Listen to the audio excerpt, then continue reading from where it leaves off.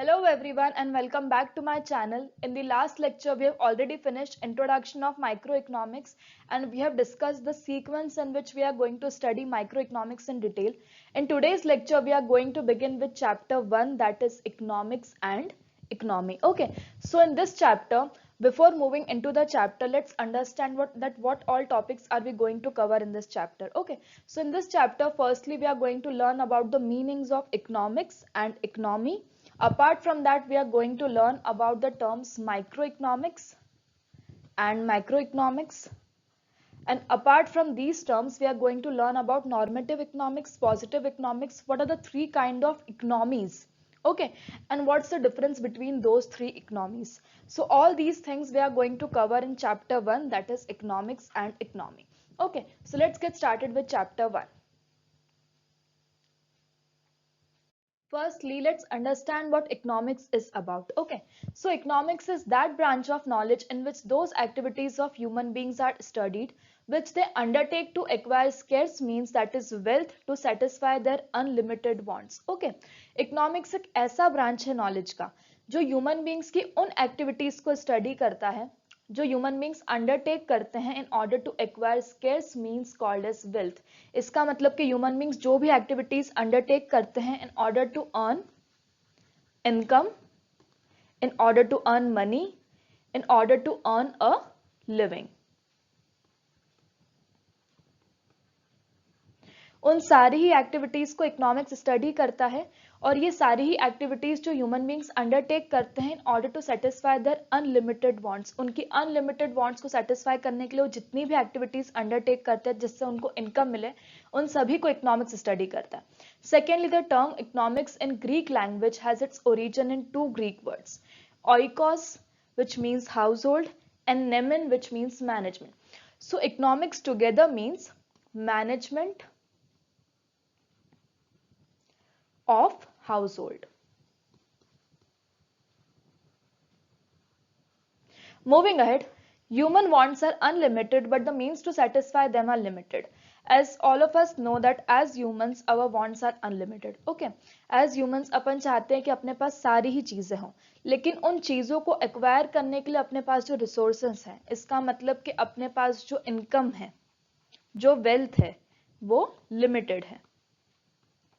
ठीक है, तो अपन सब चाहते हैं कि अपने पास सारी चीजें हो लेकिन अपने पास जो इनकम है वो लिमिटेड है, तो उसी इनकम के अंदर अपन को अपनी अनलिमिटेड वांट्स को चूज करके सेटिस्फाई करना पड़ता है. Okay, so human wants are unlimited but the means to satisfy them are limited.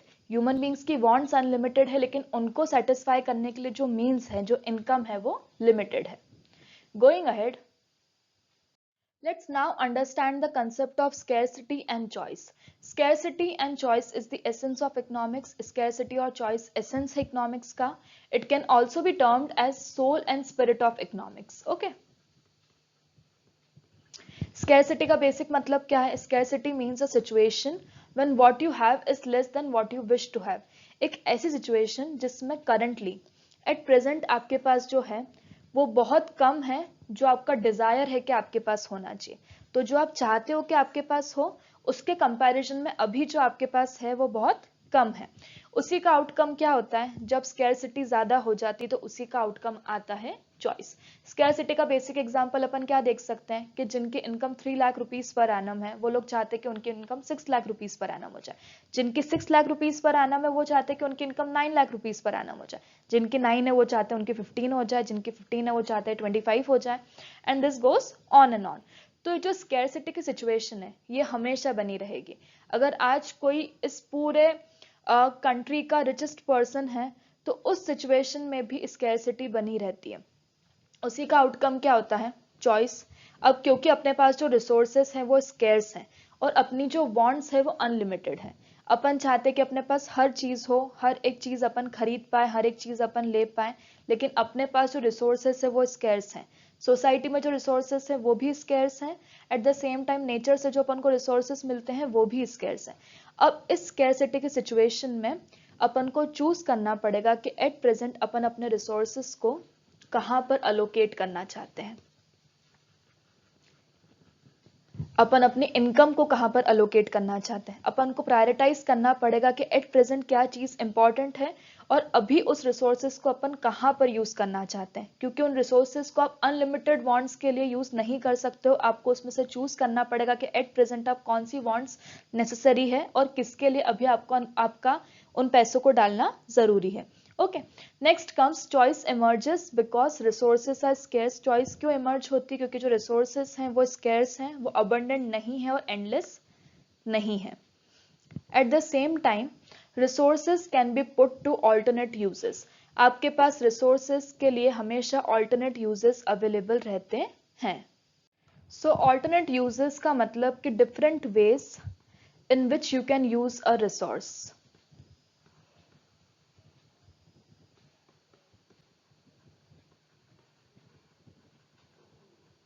Okay, for example जैसे कि आज लैंड है, तो अब आपके पास चॉइस है कि आप उस लैंड के ऊपर चाहो तो आप क्रॉप्स भी उगा सकते हो और चाहो तो आप आपका घर भी बना सकते हो। तो ये है different uses of land. Eight the same time अगर आपके पास फॉर एग्जाम्पल 10,000 रुपीज रखे हुए हैं, अब आपके पास चॉइस है कि आप उसको एजुकेशनल पर्पस में यूज करो, कि आप उसको ट्रैवलिंग पर्पस में यूज करना चाहते हो, कि आप उसके साथ एक्सप्लोर करना चाहते हो, खाने पीने की चीजें आप अपने एंजॉयमेंट के लिए उन पैसों को यूज करना चाहते हो। तो हर एक रिसोर्स के अंदर आपके पास ऑल्टरनेट यूजेस अवेलेबल हैं, उसमें से आपको चूज करना है कि आपके लिए उसका बेस्ट पॉसिबल यूज कहां पर है। ओके, नेक्स्ट कम्स दस स्कैरसिटी कॉजेस चॉइस। स्कैरसिटी की वजह से ही चॉइस अराइज होती है। Secondly, choice implies decision making. Choice का मतलब ही क्या है कि आपको दो चीजों के बीच में डिसीजन लेना पड़ेगा। आपको ये डिसाइड करना है कि अभी आपको आपके रिसोर्सेज को कैसे एलोकेट करना है जिससे आपका सेटिस्फैक्शन मैक्सिमाइज हो सके। Okay, so all this is based on the concept of maximisation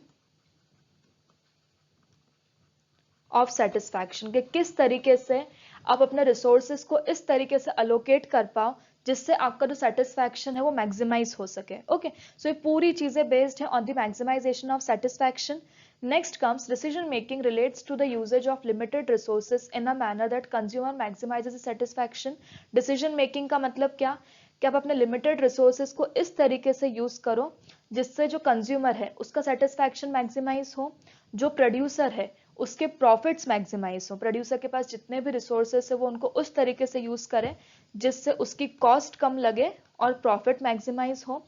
और सोसाइटी अपने रिसोर्सेज को और नेचुरल रिसोर्सेज को इस तरीके से यूज करे जिससे सोशल वेलफेयर मैक्सिमाइज हो। तो ये सभी चीजें किस किस कॉन्सेप्ट के ऊपर बेस्ड है? On the maximisation of satisfaction. Going next, microeconomics and macroeconomics. So what's the meaning of microeconomics and macroeconomics? So when the problems of choice are studied and addressed at the level of individuals, it is called microeconomics. जब आप problems of choice, जब आप economic problems को study करते हो at the level of individual,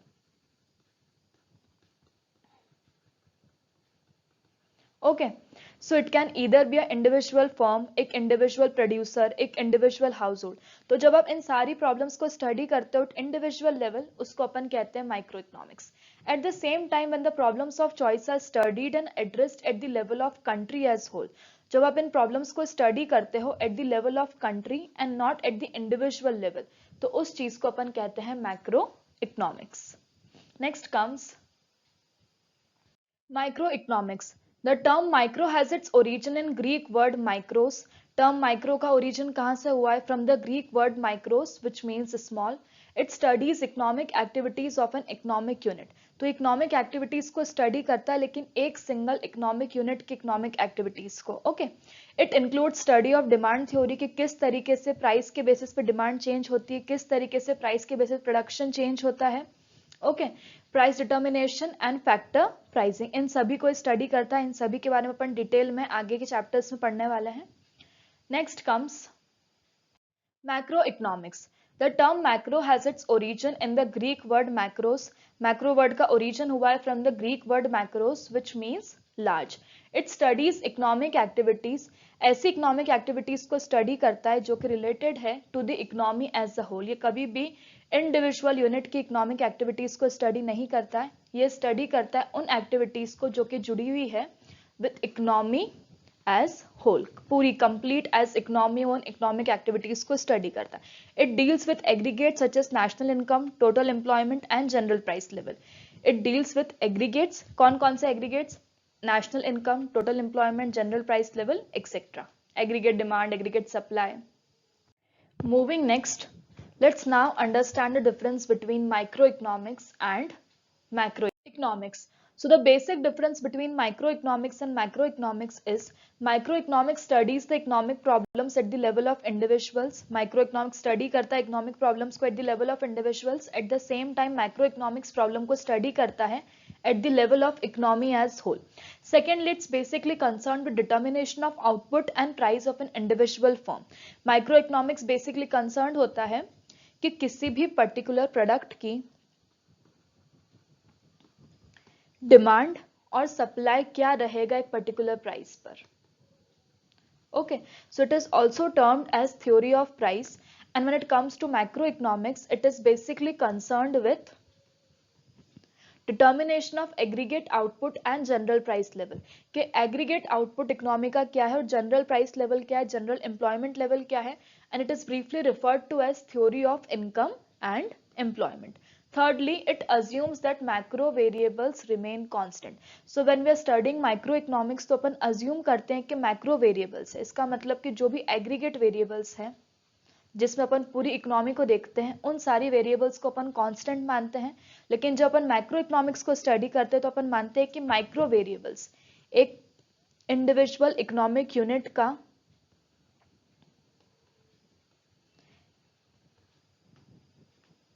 income distribution, demand, supply, उन सारी चीजों को अपन कांस्टेंट मानते हैं जब अपन मैक्रो इकोनॉमिक्स को स्टडी करते हैं। Next, market forces supply and demand play a significant role in context of micro economics. Market forces, demand and supply forces एक बहुत इंपॉर्टेंट रोल प्ले करते हैं जब अपन माइक्रो इकोनॉमिक्स स्टडी करते हैं। और गवर्नमेंट पॉलिसीज, वो भले मॉनेटरी पॉलिसीज हो या फिस्कल पॉलिसीज हो, वो बहुत इंपॉर्टेंट रोल प्ले करते हैं जब अपन मैक्रो इकोनॉमिक्स प्रॉब्लम्स को स्टडी करते हैं। Okay, going next, positive economics and normative economics. दो टाइप की इकोनॉमिक्स है, एक है पॉजिटिव, दूसरी है नॉर्मेटिव। पॉजिटिव इकोनॉमिक्स का मतलब क्या होता है? Positive economics deals with economic issues और economic behaviour that is related to past, present और फ्यूचर। सो पॉजिटिव इकोनॉमिक्स वो इकोनॉमिक्स है जो कि डील करती है इकोनॉमिक बिहेवियर के साथ, जो कि जुड़ा हुआ है या तो पास्ट से या प्रेजेंट से या फ्यूचर से। It deals with such economic situations which can be studied using facts and figures. Positive economics उन economic situations के साथ deal करता है जिनको आप facts और figures के through study कर सकते हो। वो situations जिनके लिए आपके पास facts और figures available हैं और आप उनको using facts and figures easily study कर सकते हो।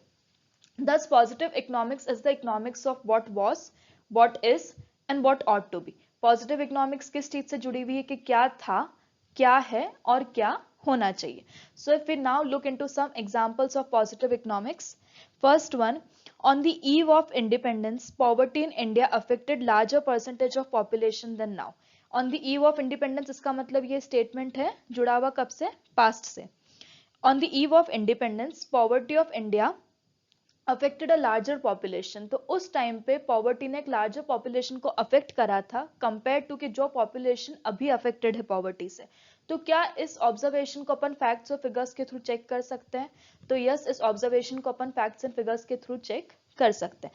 Second one, 22% of population in India is absolutely poor below poverty line and it is an observation that is related to past. 22% of population of India क्या है? अभी भी गरीब है।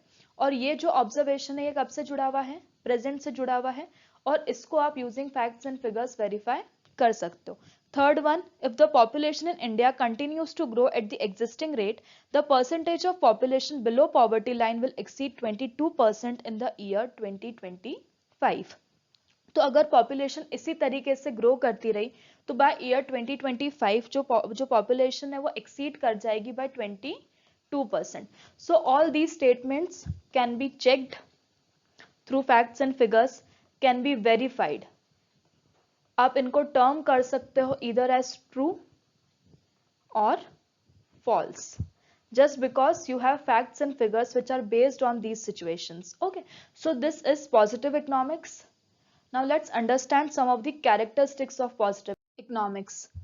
These statements highlight the nature and extent of economic problems or analyze the economic behavior of the people related to past, present or future. ये statements highlight करते हैं nature और extent economic problems का और analyze करते हैं economic behavior लोगों का जो कि जुड़ा हुआ है या तो past से, present से या future से. Secondly, these statements are based on facts and figures which are related to past, present and future. Thirdly these statements are verifiable for truth. अब क्योंकि ये जो स्टेटमेंट्स हैं ये फैक्ट्स और फिगर्स के ऊपर बेस्ड हैं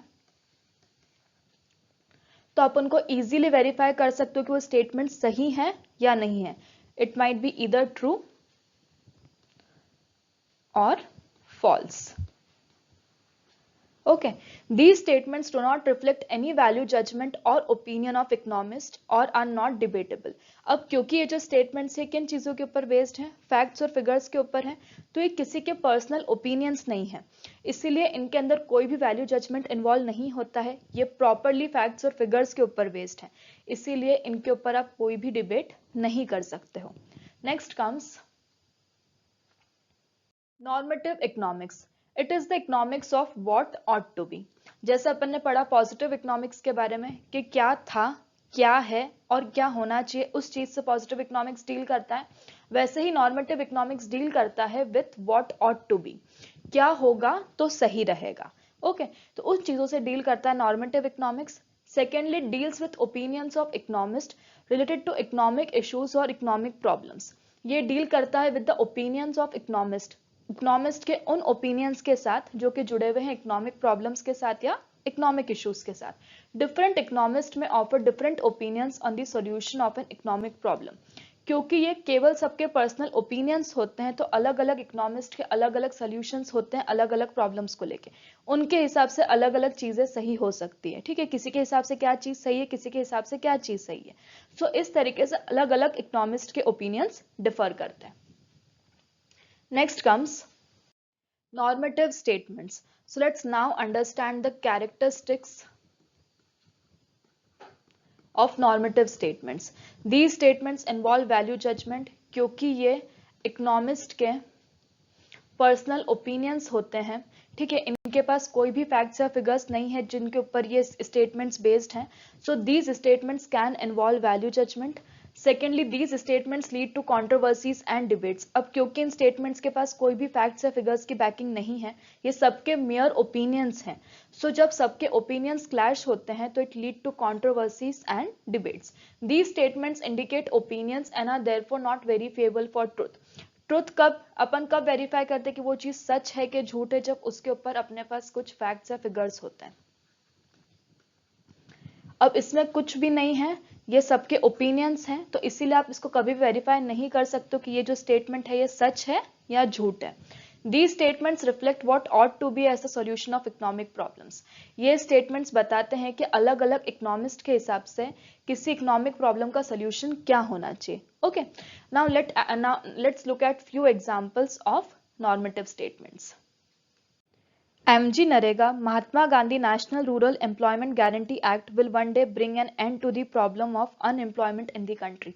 MG Narega, that is Mahatma Gandhi National Rural Employment Guarantee Act, एक दिन एंड कर देगा प्रॉब्लम ऑफ अनएम्प्लॉयमेंट. अब इसके अंदर क्या कोई फैक्ट्स या फिगर्स हैं? ये एक बस उनका ओपिनियन है कि ये प्रोग्राम एक दिन अनएम्प्लॉयमेंट अपनी कंट्री में खत्म कर देगा. Second, MG NREGA uses tax payers money and should therefore be stopped. MG NREGA जो प्रोग्राम है वो यूज करता है टैक्स पेयर्स का मनी, उसकी रनिंग के लिए वो यूज करता है टैक्स पेयर्स का मनी, तो उसको हाथों हाथ स्टॉप कर देना चाहिए, उसको हाथों हाथ रोक देना चाहिए. तो ये जो स्टेटमेंट्स हैं ये बस ओपिनियंस हैं, इनके ऊपर कुछ सच या कुछ झूठ नहीं, ये बस सब लोगों के अलग अलग ओपिनियंस हैं. Okay, now once again let's quickly go through the difference between positive economics and normative economics. Positive economics deal with economic issues which are related to past, present and future. Normative economics deals with the opinions of economists related to economic issues or economic problems. Secondly, positive economics relate to what was, what is and what ought to be. Normative economics statements relate to what ought to be. Positive economics statements of positive economics are not necessarily the statements of truth. जरूरी नहीं है कि वो सच ही हो. Normative economics statements can not be termed as true और false, वो सिर्फ ओपिनियन से, तो आप उनको टर्म नहीं कर सकते हो कि वो ट्रू है या false. Next, facts and figures are verifiable for truth, normative statements are not verifiable at all, आप उसको किसी भी तरीके से वेरीफाई नहीं कर सकते हो। Positive economics does not involve value judgement and normative economics does involve value judgement. Going next, economy and types of economies. Economy is a system by which people of an area earn their living.